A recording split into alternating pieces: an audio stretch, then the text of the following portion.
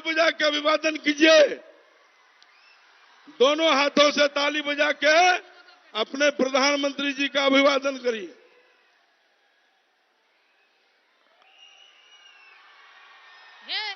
राजपथ को कर्तव्य पथ में परिणित करने वाले हे महानायक लोकनायक, आपका बाबा सुंदरनाथ धाम, मां खड़गेश्वरी, रेणु की महिला आंचल एवं प्रतिपरी कथा की पृष्ठभूमि पर आपका आगमन हम अररिया लोकसभा के समस्त जनता का आपका मिलकर हार्दिक अभिनंदन करते हैं।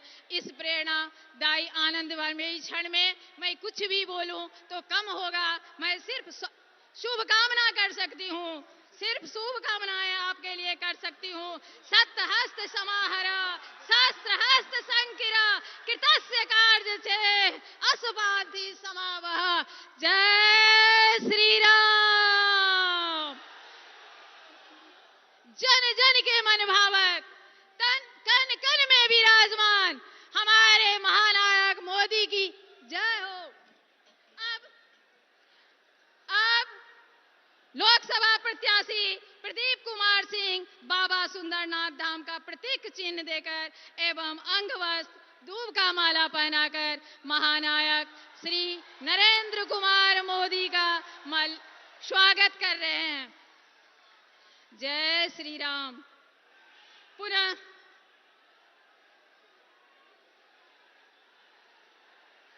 जय भाजपा, जय भाजपा।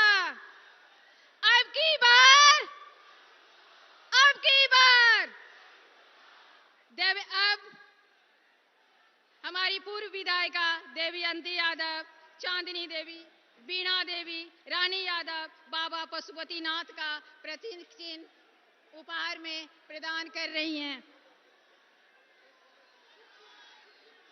जय श्री राम, जय श्री राम।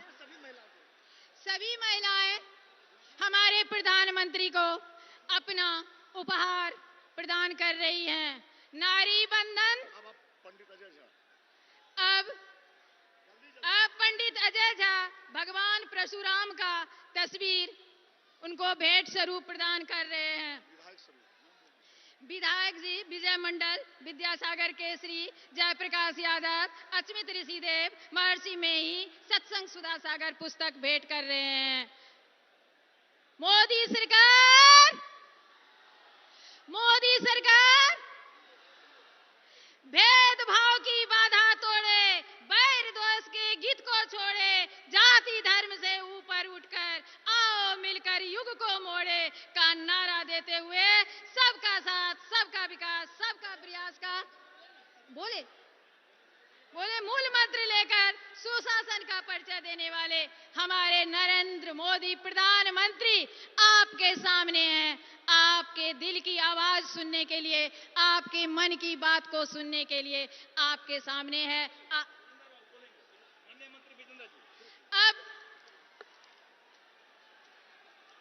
अब आप लोगों के सामने माननीय मंत्री जी के स्वागत में विजेंद्र यादव, ऊर्जा मंत्री, बिहार सरकार कुछ संबोधन देंगे।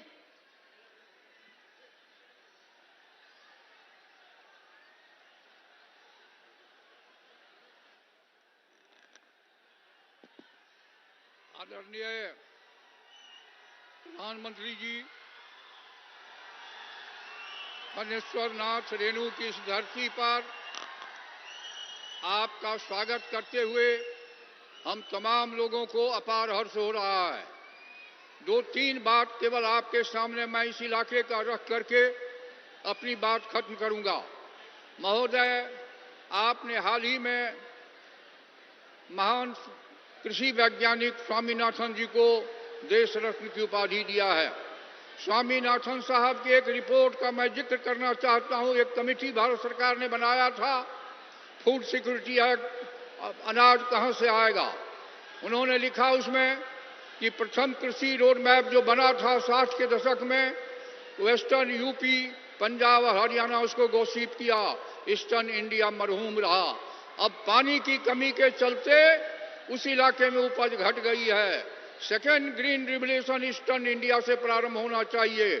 और उत्तर बिहार चूंकि हिमालय के बेसिन में है, तीन फसला जमीन केवल दुनिया में उत्तर बिहार में है, और हिमालय के बेसिन में रहने से कैनेलियर रिवर 12 नदी है, जब गर्मी फबती है तो अन्य नदियां सूख जाती है। उत्तर बिहार की नदियां बर्फ से पिघलने से पानियों से भर जाती है, हल्की भी वर्षा होने पर बाढ़ आ जाती है। इसलिए सेकेंड ग्रीन रिवोल्यूशन का न्यूक्लियस उत्तर बिहार को बनाना चाहिए। इसी से संबंधित एक कोसी मेची लिंक परियोजना 7,300 करोड़ की आपके भारत सरकार के पास आपके कृपा और आपके आशीर्वाद के लिए भेजने का काम किया गया है। अगर ये हो जाता है तो इस इलाके में मक्का की उपज और बढ़ेगी, गेहूं की उपज और बढ़ेगी। इसके साथ ही एक बार सिल्लीगुड़ी गोरखपुर 6 लेन एक्सप्रेस हाईवे उत्तर बिहार और बॉर्डर सिक्योरिटी के लिए अत्यंत ही सौभाग्य का विषय होगा। इतना ही अनुरोध और प्रार्थना के साथ बहुत बहुत धन्यवाद। धन्यवाद। अब मैं आप लोगों के सामने चिराग पासवान, राष्ट्रीय अध्यक्ष लोक जनशक्ति पार्टी रामविलास को मैं बुलाना चाहूंगी। भारत माता की अब की बार। इस सम्मानित मंच पर मौजूद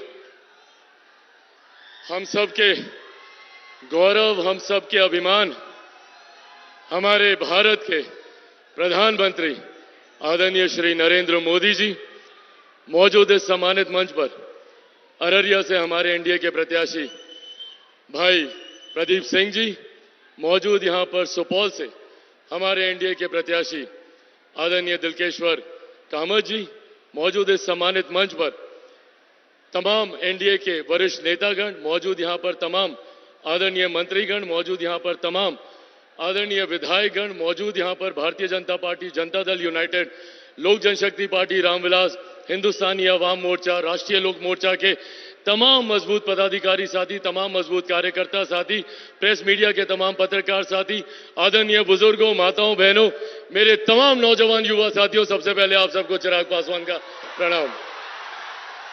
साथियों, आज जब दूसरे चरण का मतदान हो रहा है, आप लोगों को कुछ कहने बताने की जरूरत नहीं है। आप सबने मन बना लिया है और जनता आज की तारीख में हम नेताओं से कई आगे है। जो विश्वास प्रधानमंत्री जी ने पिछले 10 सालों में अपने कार्यों से अर्जित किया है, जिसको हम सब प्यार से मोदी की गारंटी कहते हैं, वो विश्वास इतना ज्यादा है कि आज किसी को ये बताने की जरूरत नहीं है कि एनडीए के किस प्रत्याशी के प्रति आप मतदान करें, किसको आप जिताएं, क्योंकि ये मन आप लोग बना चुके हैं। कारण है इसके पीछे, कारण है जिस तरीके से हमारे प्रधानमंत्री जी ने एक के बाद एक देश में गरीब कल्याण की योजना लेकर आए, जिसने भारत की न सिर्फ अर्थव्यवस्था को मजबूत करने का काम किया, बल्कि बुनियादी जरूरतों तक, महिलाओं के शौचालय तक की चिंता प्रधानमंत्री जी ने करने का काम किया। एक तरफ जहां हमारा एनडीए गठबंधन विकास के मुद्दे पर हर रोज आगे बढ़ने का काम कर रहा है, प्रधानमंत्री जी ने हम सबको लक्ष्य दिया कि 2047 तक हम लोगों को भारत को एक विकसित देश बनाना है। भारत विकसित देश तब बनेगा जब भारत का हर राज्य विकसित बनेगा, जब हमारा हर एक जिला विकसित बनेगा, हमारा हर एक प्रखंड विकसित बनेगा, हमारी हर एक पंचायत, हमारा हर एक गांव विकसित बनेगा। ये लक्ष्य प्रधानमंत्री जी का 2047 तक का है। पर ठीक इसके विपरीत विपक्षी दलों का जो गठबंधन है, वो भ्रम फैलाने का प्रयास करता है, संविधान को लेकर, आरक्षण को लेकर, लोकतंत्र की हत्या को लेकर। ये एक ऐसा विपक्ष है जो पूर्णतः मुद्दाहीन है। इनके पास कोई उठाने के लिए मुद्दा नहीं है, तो डराने की राजनीति की जाती है कि संविधान को समाप्त कर दिया जाएगा, आरक्षण को समाप्त कर दिया जाएगा। आज प्रधानमंत्री जी के इस मन से, प्रधानमंत्री जी के सामने, प्रधानमंत्री जी के ही शब्दों को दोहराते हुए आप लोगों को विश्वास दिलाना चाहता हूं कि जब तक हमारे देश के प्रधानमंत्री आदरणीय नरेंद्र मोदी जी हैं, तब तक ना देश में संविधान को कोई खतरा है, ना आरक्षण को कोई खतरा है। और आज इस मंच से मैं मेरे नेता, मेरे पिता आदरणीय रामविलास पासवान जी के संघर्षों की कसम खाकर आप लोगों को विश्वास दिलाता हूं कि जब तक चिराग पासवान जीवित है, ना आरक्षण पर, ना संविधान पर कभी कोई खतरा था, ना भविष्य में कभी कोई खतरा आएगा। ये वादा आप लोगों से करके जाता हूं। पर साथियों, ये समझने की जरूरत हम लोगों को भी है। ये वो लोग हैं जो लोकतंत्र की हत्या की बात करते हैं, जिन्होंने सन 75 में आपातकाल लागू कर सही मायनों में लोकतंत्र की हत्या करने का काम किया था। आज ये लोग हम लोग को लोकतंत्र की दुहाई देने का काम करते हैं। हकीकत है, जिन्होंने अपनी अपनी व्यक्तिगत महत्वाकांक्षाओं के लिए अपने सिद्धांतों से समझौता किया, ये जयप्रकाश नारायण जी की धरती है। बिहार उनके सिद्धांतों पे चलने वाला प्रदेश है। उस वक्त की पीढ़ी ने एकजुट होकर, एकत्रित होकर जयप्रकाश जी का समर्थन करने का काम किया और कई उनके अनुयायी हैं जो अपने आप को उनका अनुयायी बताते नहीं थकते, पर आज उसी कांग्रेस की गोद में बैठे हुए हैं जिसके लिए जयप्रकाश जी ने कांग्रेस को सत्ता से बाहर उखाड़ फेंकने के लिए संपूर्ण क्रांति का नारा देने का काम किया था। आज ये लोग उन्हीं के साथ मिलकर गठबंधन में बैठे हैं। साथियों, अब ये हम लोग को चुनना है। क्या हम लोग को गाली देने वाली सरकार को चुनना है या आपको सम्मान देने वाली सरकार को? एक तरफ वही राजद है जिन्होंने 90 के दशक में मां, बहन, बेटियों का घर से बाहर निकलना बंद कर दिया था। आज वही लोग मां, बहन, बेटियों को खुलेआम गाली देने का काम करते हैं। ऐसे में अब ये जिम्मेदारी हम लोगों की है कि एक तरफ प्रधानमंत्री हैं जिन्होंने महिलाओं के सम्मान की रक्षा के लिए उनको शौचालय बनाकर दिए, जहां पर बुजुर्गों के सम्मान की रक्षा के लिए आयुष्मान योजना का निर्माण किया, तो वहीं दूसरी तरफ ये लोग हैं जो दिन दहाड़े मां, बहन, बेटियों को गाली देने का काम करते हैं, उनको अपमानित करने का काम करते हैं। एक बार फिर से मैं आप सबसे यह आह्वान करूंगा, जरूरी है देश की मजबूती के लिए, देश की सुरक्षा के लिए, महिलाओं के सम्मान के लिए, बुजुर्गों के अधिकार के लिए और युवाओं के भविष्य के लिए, किसान और मजदूरों के हक के लिए कि एक बार फिर से हमारे प्रधानमंत्री तीसरी बार देश के प्रधानमंत्री बने और हम तमाम प्रत्याशी उन्हीं के सेना के सदस्य हैं जो हम मिलकर हमारे प्रधानमंत्री जी के लक्ष्य 400 पार को हम लोग पूरा करेंगे, जिसमें बिहार की 40 सीटों का महत्वपूर्ण योगदान रहेगा। सब लोग तैयार है ना? एक बार दोनों हाथ उठाकर जोरदार ताली से हमारे प्रधानमंत्री जी को अपना विश्वास दें। जोरदार ताली बजाकर। एनडीए गठबंधन जिंदाबाद, एनडीए गठबंधन जिंदाबाद, आदरणीय प्रधानमंत्री नरेंद्र मोदी जिंदाबाद, आदरणीय प्रधानमंत्री नरेंद्र मोदी जी जिंदाबाद। बहुत बहुत धन्यवाद साथियों। जय हिंद, जय बिहार। भारत माता की जय। अब मैं जन जन के मनभावन माननीय प्रधानमंत्री नरेंद्र मोदी जी को आग्रह करूंगी, नमन करूंगी कि वो अपने मुखार बिंदु से हम लोगों को कुछ संबोधित करें।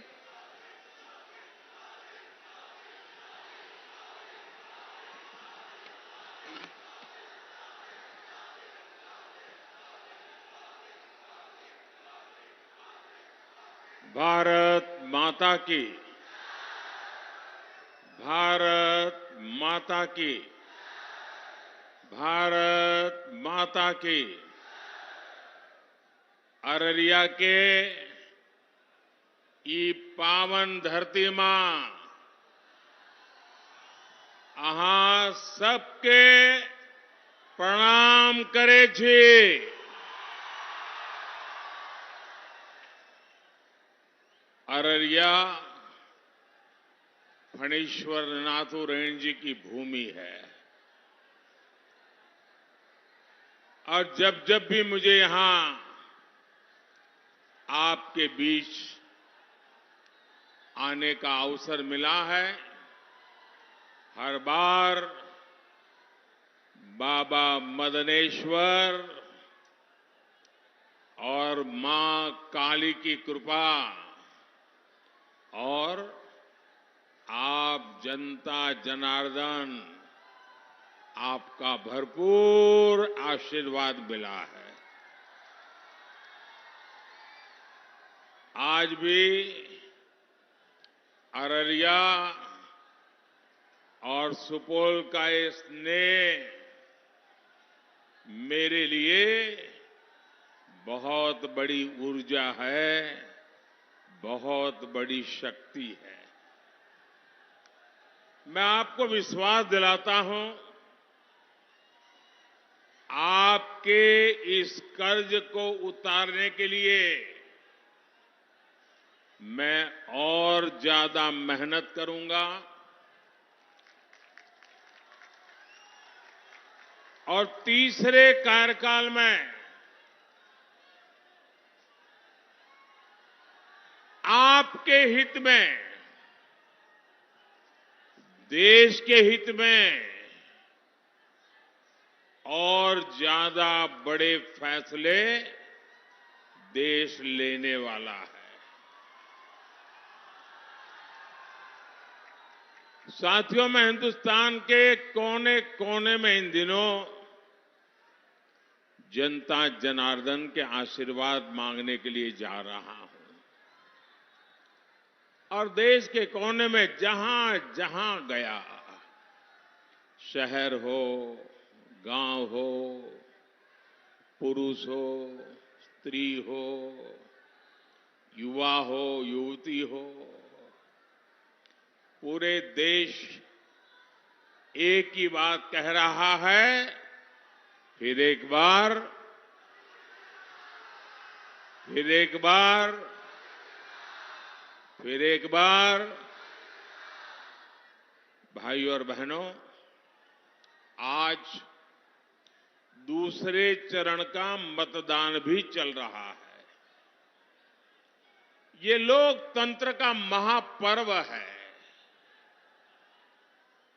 मेरे सभी मतदाताओं से, विशेषकर युवा वोटर से अपील है कि ज्यादा से ज्यादा संख्या में वोट डालने के लिए जाएं।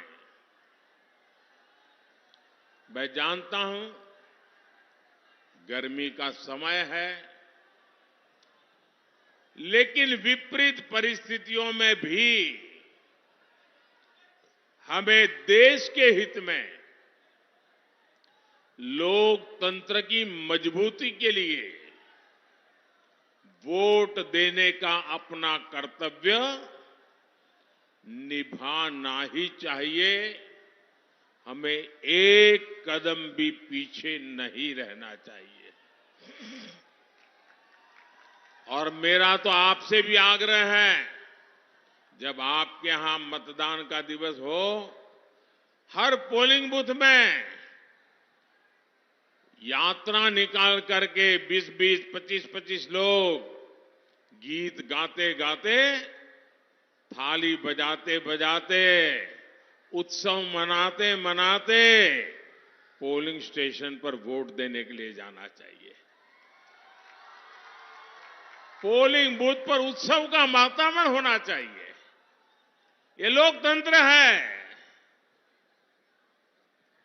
प्रचार में कितनी ही तू मैं चलती रहे, लेकिन मतदान का दिन पूरे इलाके का उत्सव का दिन होना चाहिए। साथियों, 2024 का ये चुनाव भारत को आर्थिक और सामरिक रूप से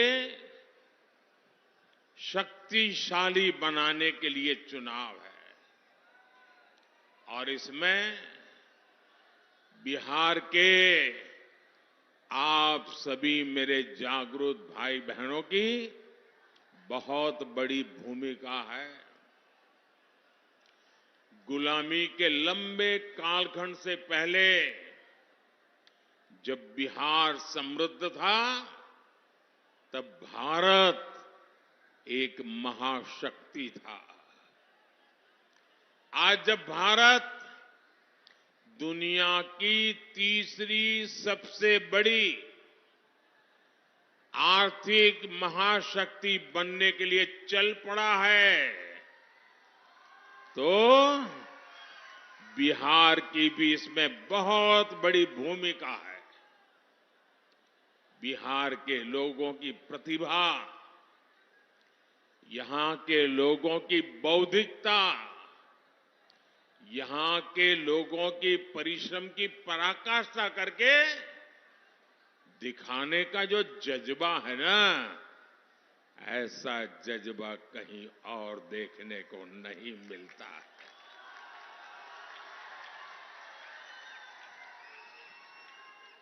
बिहार के इस सामर्थ्य को और बढ़ाने के लिए दिल्ली में आपका ये सेवक और यहां बिहार में हमारे नीतीश जी और उनकी पूरी टीम पूरी शक्ति से काम कर रहे हैं। साथियों,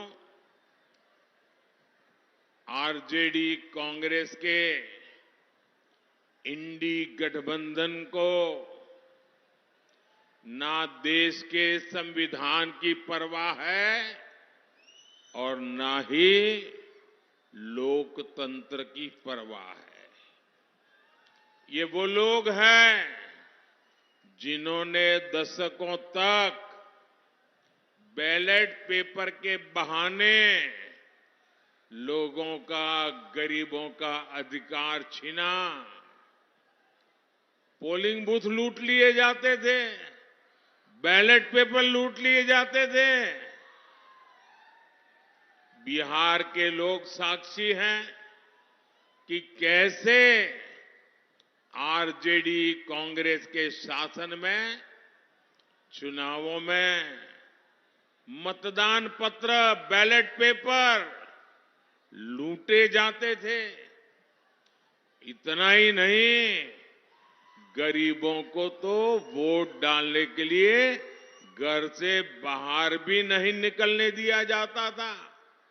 मेरे दलित भाई बहन, मेरे पिछड़े भाई बहन, उनको तो डंडे के चोट पे घर के बाहर निकलना मना कर दिया जाता था। अब जब गरीबों को, देश के ईमानदार मतदाता को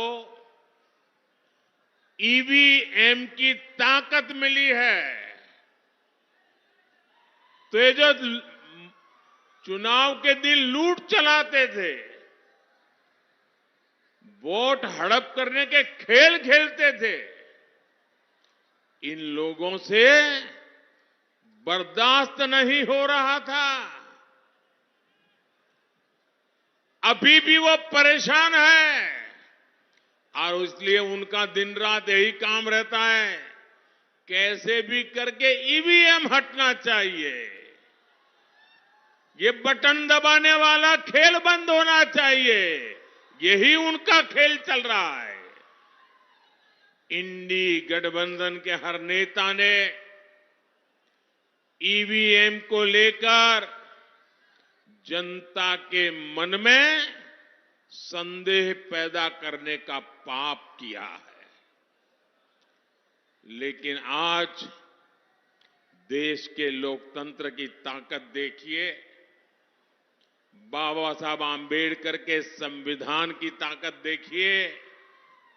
आज सुप्रीम कोर्ट ने अभी 1-2 घंटे पहले ही मतपेटियों को लूटने का इरादा रखने वालों को ऐसा गहरा झटका दिया है, ऐसा गहरा झटका दिया है कि उनके सारे सपने चूर चूर हो गए हैं। आज उच्च न्यायालय ने, सुप्रीम कोर्ट ने साफ साफ कह दिया है कि बैलेट पेपर वाला पुराना दौर वापस लौट करके नहीं आएगा। आज जब पूरी दुनिया भारत के लोकतंत्र की, भारत की चुनाव प्रक्रिया की, भारत के चुनावों में टेक्नोलॉजी के उपयोग की वाहवाही करती है, तारीफ करती है, तब ये लोग अपने निजी स्वार्थ के लिए बदनीयत से ईवीएम को बदनाम करने पर लगे पड़े थे। इन्होंने लोकतंत्र के साथ लगातार विश्वासघात करने की कोशिश की है, लेकिन आज इन्हीं लोगों को देश की सर्वोच्च अदालत ने, सुप्रीम कोर्ट ने ऐसा करारा तमाचा मारा है, ऐसा करारा तमाचा मारा है, ये अब मुंह ऊंची करके देख नहीं पाएंगे जी।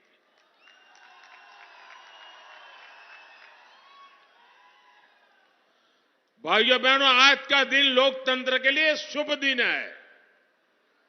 आज का दिन लोकतंत्र के लिए विजय का दिन है। मेरे साथ मैं नारा बुलवाता हूं, बोलिए। मैं कहूंगा लोकतंत्र, आप कहे जिंदाबाद जिंदाबाद। लोकतंत्र, लोकतंत्र, लोकतंत्र। मैं दूसरा नारा बुलाता हूं, बाबा साहब आंबेडकर अमर रहे, अमर रहे। बाबा साहब आंबेडकर। इंडी गठबंधन के हर नेता को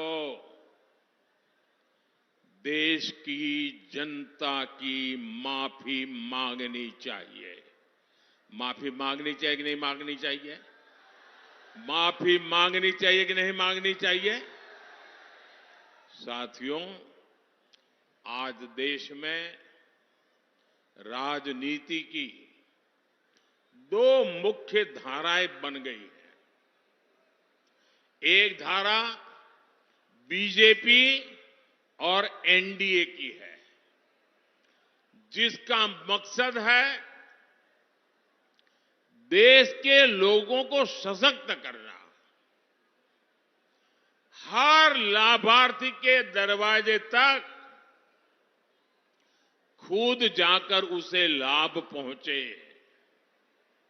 इसके विपरीत एक ऐसी धारा है कांग्रेस और आरजेडी की, इंडी गठबंधन वालों का मकसद है देश के लोगों से छीनना, उन्हें तरसा कर रखना और खुद की तिजोरी भरना। जैसे कांग्रेस हो या आरजेडी, इन दोनों पार्टियों ने बिहार के लोगों को विकास के लिए तरसा कर रखा। इन दोनों पार्टियों ने मिलकर बिहार के करोड़ों लोगों को दाने दाने का मोहताज बना दिया था। किसी के पास खेत खलिहान है तो नौकरी के बदले उसकी जमीन छीन लो, किसी पास नौकरी है तो तनख्वाह छीन लो, किसी के पास गाड़ी है तो गाड़ी छीन लो, कोई थोड़ा भी सामर्थ्यवान है तो उसका अपहरण करवा लो। यही जंगल राज के दिनों का हाल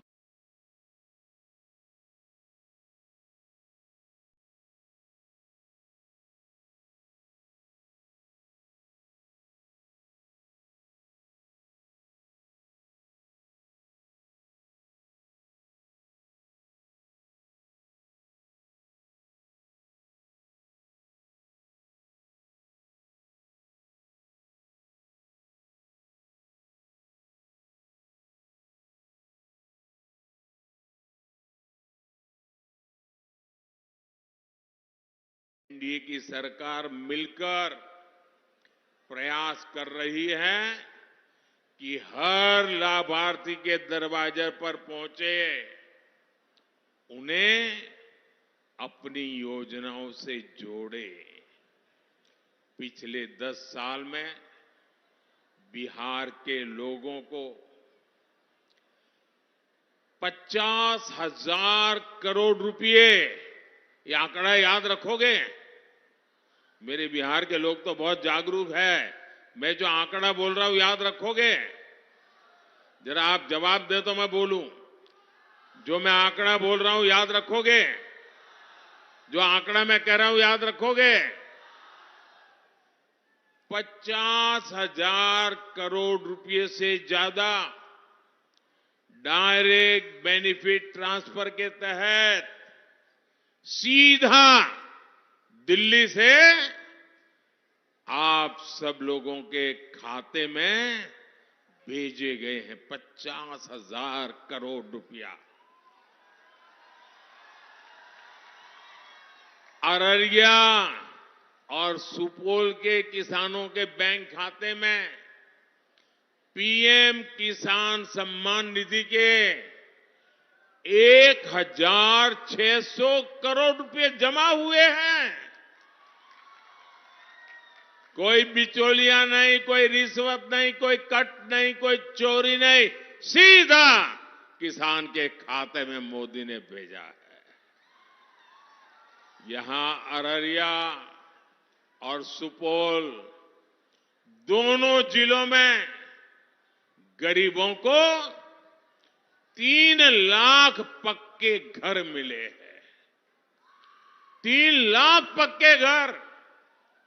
साथियों, बहनों बेटियों के जीवन को आसान बनाना, ये एनडीए की प्राथमिकता है।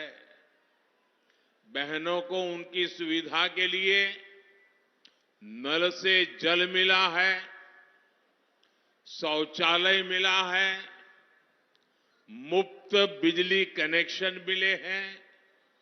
एनडीए सरकार की मुफ्त राशन की योजना ने हमारी माताओं, बहनों, बेटियों की बहुत बड़ी चिंता समाप्त कर दी है। 5 लाख रुपए तक के मुफ्त इलाज वाली आयुष्मान योजना बहनों बेटियों के लिए नई संजीवनी बनाई है।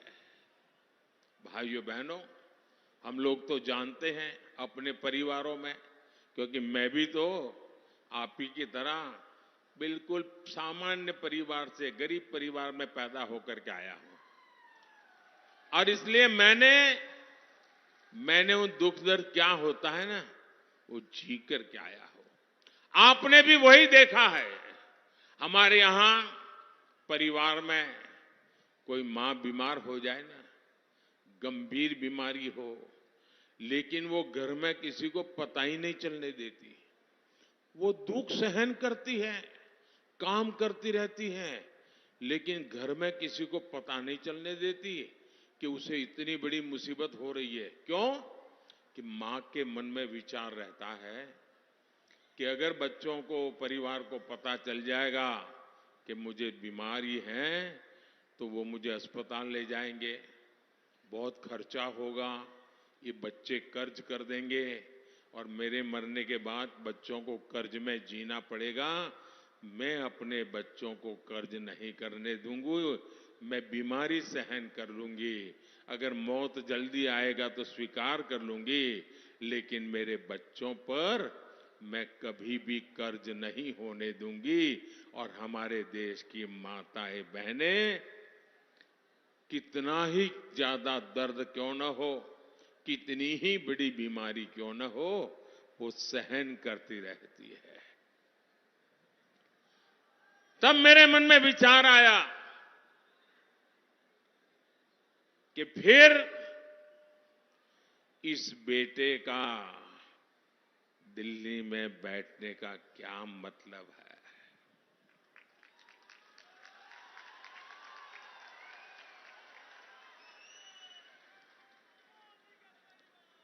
अगर गरीब का बेटा दिल्ली में बैठा है, आपका बेटा दिल्ली में बैठा है, तो हर मां मेरी मां है।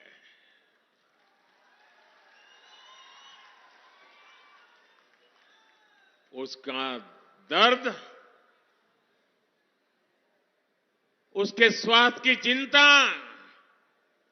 दिल्ली में उसका बेटा करेगा और उसका इलाज का पूरा खर्चा ये आपका बेटे करेगा।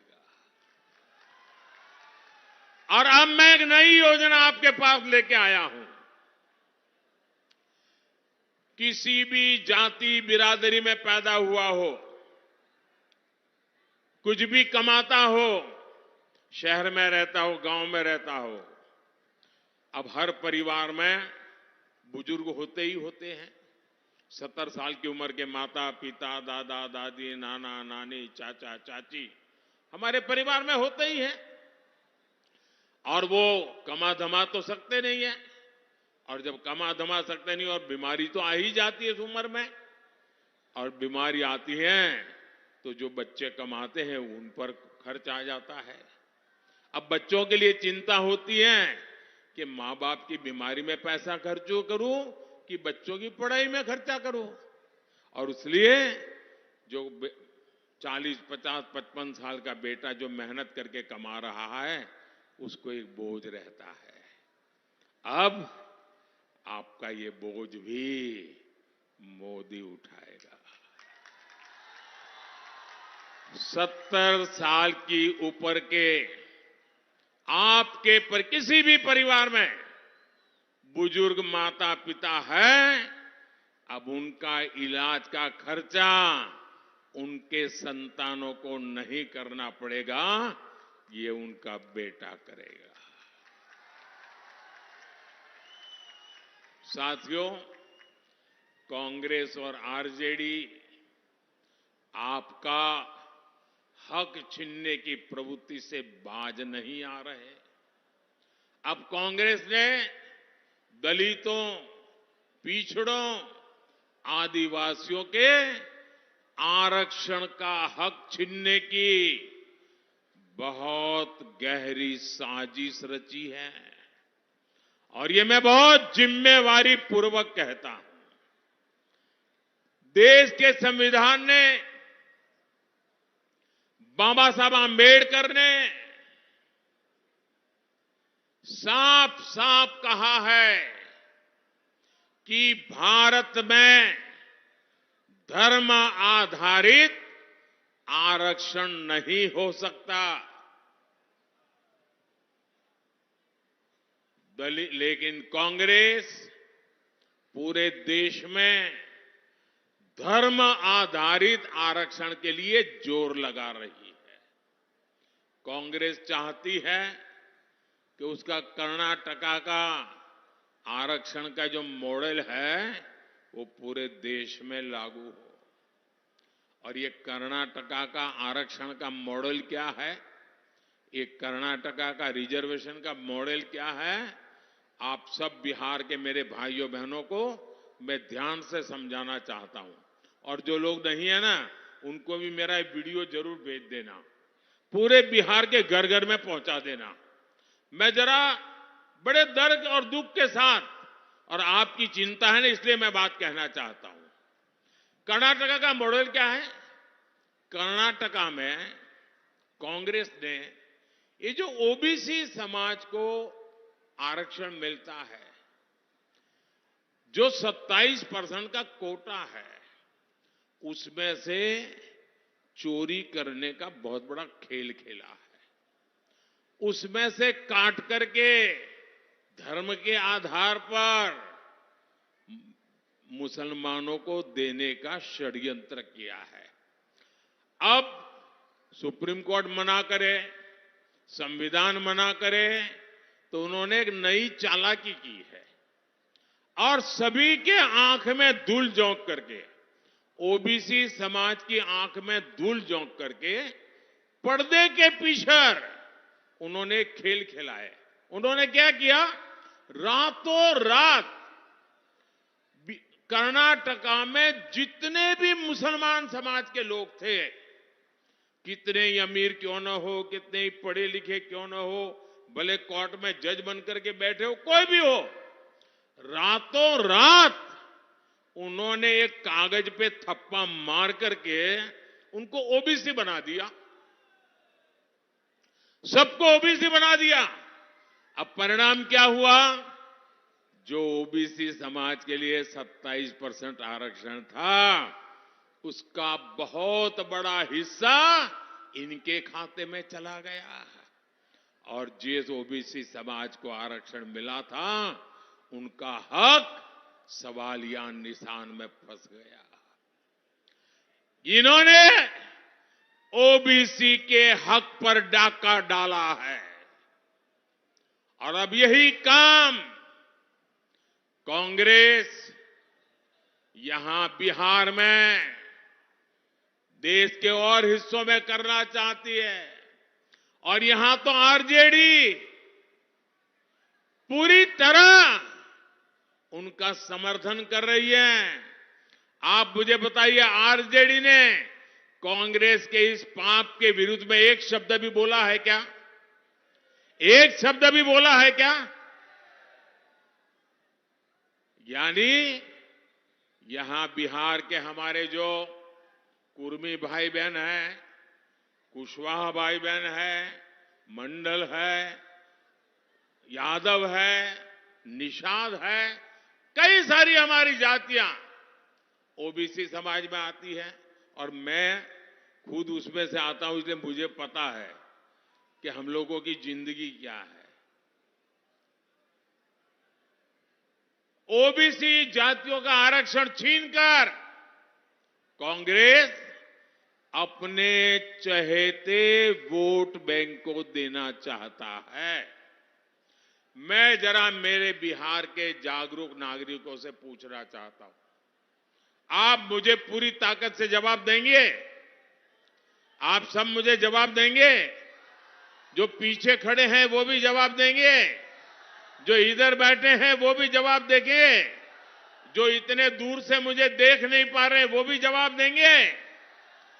क्या आप ओबीसी के आरक्षण को लूटने देंगे? क्या आप ओबीसी के आरक्षण पर डाका डालने देंगे? क्या आप अपना हक जाने देंगे? आज इनकी नजर ओबीसी के हक पर है, कल कांग्रेस आरजेडी इसी तरीके से एसटी एससी का हक भी छीनने का पाप करेगी। ये मैं आपको चेताना चाहता हूं। साथियों, तुष्टीकरण के दलदल में कांग्रेस आरजेडी जैसी पार्टियां इतनी धंस गई हैं कि उनके लिए संविधान कोई मायने नहीं रखता, संविधान की भावना मायने नहीं रखती, बाबा साहब आंबेडकर की बात मायने नहीं रखती।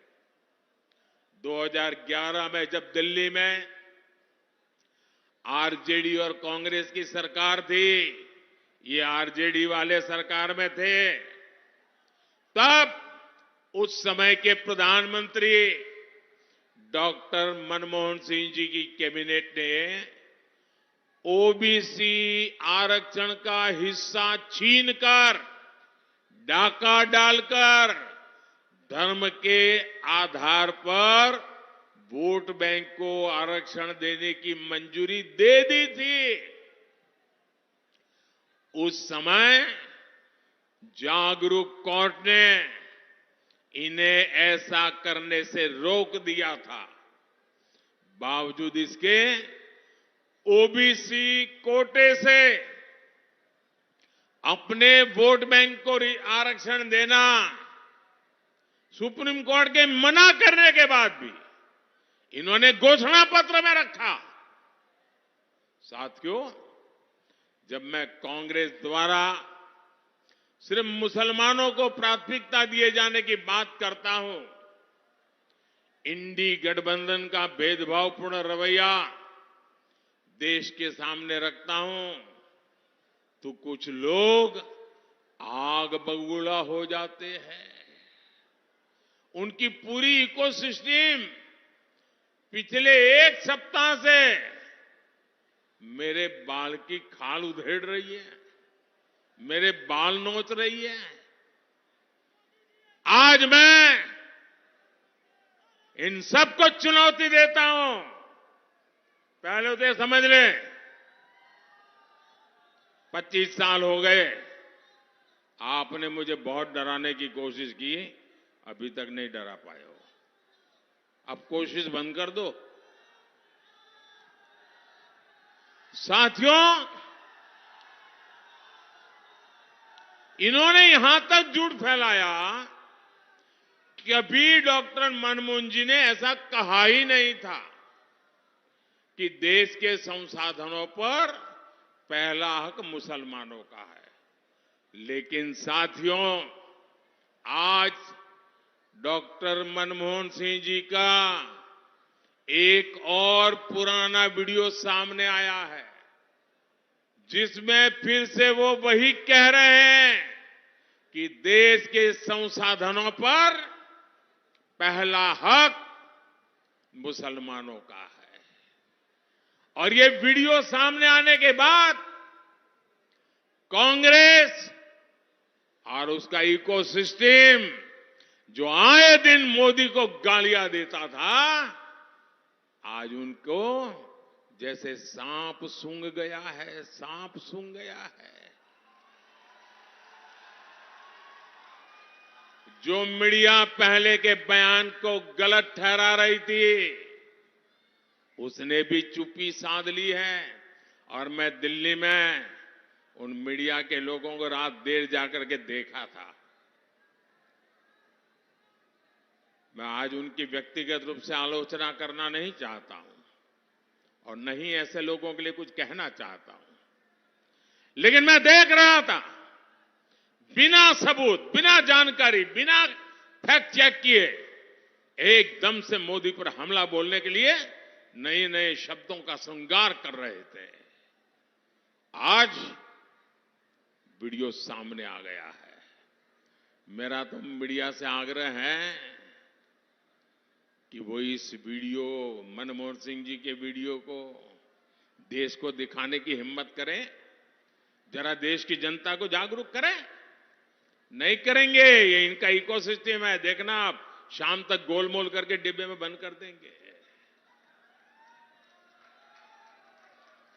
देश को भी जानना चाहिए कि इंडी गठबंधन ने 10 वर्षों तक किस मानसिकता से सरकार चलाई है। भाइयों बहनों, मैं खुल करके कह रहा हूं, पहले दिन से कह रहा हूं, इस देश के जो संसाधन है, इस देश की जो भी संपत्ति है, इस देश की जो भी संभावनाएं हैं, अगर उस पर पहला किसी का हक है तो मेरे देश के गरीबों का है, मेरे देश के मजदूरों का है, मेरे देश के खेत में मजदूरी करने वाले किसानों का है, मेरे देश में गरीबी में जीने वाली मेरी माताओं बहनों का हक है। किसी भी धर्म के क्यों न हो, लेकिन अगर वो गरीब है तो पहला हक उस गरीब का है। ये मोदी की सोच है। कांग्रेस ने जिस तरह अपनी वोट बैंक पॉलिटिक्स के लिए देश के हिंदुओं के साथ भेदभाव किया, पक्षपात किया, आज कांग्रेस की कलई खुल गई है। साथियों, इस बार भी जो मुस्लिम लीगी घोषणा पत्र कांग्रेस ने जारी किया है, और मैंने पहले दिन कहा था, ये कांग्रेस का मैनिफेस्टो पर मुस्लिम लीग की छाप है। और उसका भी सार यही, सत्ता के लिए छटपटा रहे लोग संविधान तक बदलने की हद तक जा सकते हैं। भाइयों और बहनों, यहां नीतीश जी के नेतृत्व में इतने सालों से हम मिलकर सरकार चला रहे हैं। हर जाति, हर समुदाय, हर धर्म के लोगों के विकास के लिए काम कर रहे हैं। हमने किसी से कुछ नहीं छीना, संविधान के हिसाब से सबको ध्यान रखा। लेकिन कांग्रेस और आरजेडी जैसी पार्टियां अपने स्वार्थ में संविधान की मूल भावना के खिलाफ जा रही है। भाइयों और बहनों, जब कोई भी देश आगे बढ़ता है तो उसके नागरिकों की संपत्ति भी बढ़ती है, उनकी कमाई भी बढ़ती है, उनके अवसर भी बढ़ते हैं। बीते 10 वर्षों में भारत की भी संपदा, भारत के संसाधन कई गुना बढ़े हैं। अब आप मुझे बताइए, ये जो देश के संसाधन है, इन पर पहला हक गरीबों का है कि नहीं है? मेहनत कश लोगों का है कि नहीं है? जो देश को बनाते हैं उनका हक है कि नहीं है? ये हक आपका है और मोदी आपका है। ये हक गरीब का, दलित का, पिछड़े का, आदिवासी का है। लेकिन आरजेडी और कांग्रेस का कहना है कि इन संसाधनों पर पहला हक उनके वोट बैंक का, खास लोगों का है। कांग्रेस ने कहा है कि वो आप लोगों की संपत्ति का, आपकी जमीन का, आपके खेत का, महिलाओं के गहनों का, स्त्री धन का, अरे मंगलसूत्र की भी जांच करवाएंगे। उन्होंने घोषणा की वो एक्सरे लेकर के एक्सरे निकालेंगे अगर सरकार उनकी बनी, और आपके घर में क्या पड़ा है, कहीं गहना दबा के छुपा के तो नहीं रखा, ये सारा हिसाब किताब निकालेंगे। और फिर आपके पास जो भी थोड़ी बहुत संपत्ति होगी वो छीन कर उसे अपने ये लोग वोट बैंक को दे देंगे। मुझे बताइए, आपके हक का, आपकी मेहनत की कोई भी चीज ये अगर छीनना चाहते हैं, ये खुली लूट होगी कि नहीं होगी? ये खुली लूट होगी कि नहीं होगी? साथियों, हमारे गांवों में सामान्य परिवार के पास कच्चा पक्का छोटा सा घर होता है, खेत खलियान होता है। कई बार खेत घर अपने पुरखों से, माता पिता से मिलते हैं और कई बार वो खुद भी खरीद लेता है। आप सोचते हैं कि आपके जाने के बाद ये आपकी संपत्ति आपके बच्चों के काम आएगी। लेकिन कांग्रेस ने एक नई योजना बनाई है कि आपकी संपत्ति को भी आप अपने बच्चों को पूरी नहीं दे पाएंगे। वो कहते हैं 50% से ज्यादा, आधे से अधिक संपत्ति ये कांग्रेस वाले कहते हैं कि आरजेडी वाले उनकी सरकार बनेगी तो जब तक कर लेंगे, सब तक छीन लेंगे। आप अपने बच्चे को जो संपत्ति देना चाहते हैं, आपके गुजर जाने के बाद कांग्रेस उस पर 55% टैक्स लगाना चाहती है। और इसलिए आज देश में एक नया नारा गांव-गांव से सुनाई दे रहा है, हर गरीब के घर से सुनाई दे रहा है, और नारा कह रहा है, कांग्रेस की लूट, कांग्रेस की लूट, जिंदगी के साथ भी, जिंदगी के बाद भी। साथियों, एनडीए गठबंधन की सोच को एनडीए को दिया आपका वोट रोक सकता है।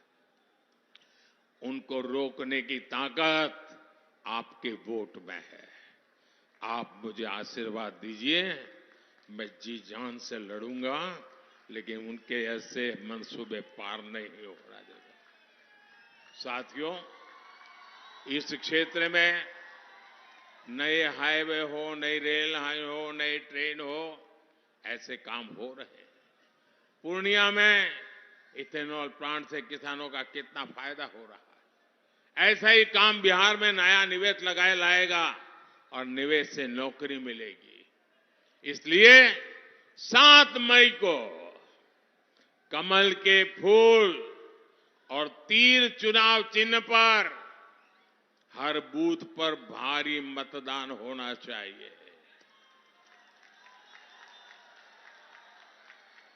अररिया से मेरे साथी भाई प्रदीप कुमार सिंह और सुपौल से हमारे जेडीयू के साथी दिलेश्वर कामेत जी को आप जो वोट देंगे ना, वो वोट सीधा सीधा मोदी को मिलने वाला है। तो घर घर जाएंगे, ज्यादा से ज्यादा वोट करवाएंगे। मेरा एक और काम करिएगा, घर घर जाइएगा और कहिएगा कि मोदी जी आए थे, मोदी जी ने आपको प्रणाम कहा है, मेरा प्रणाम हर घर को पहुंचा देना। मेरे साथ बोलिए भारत माता की, भारत माता की, भारत माता की। बहुत बहुत धन्यवाद।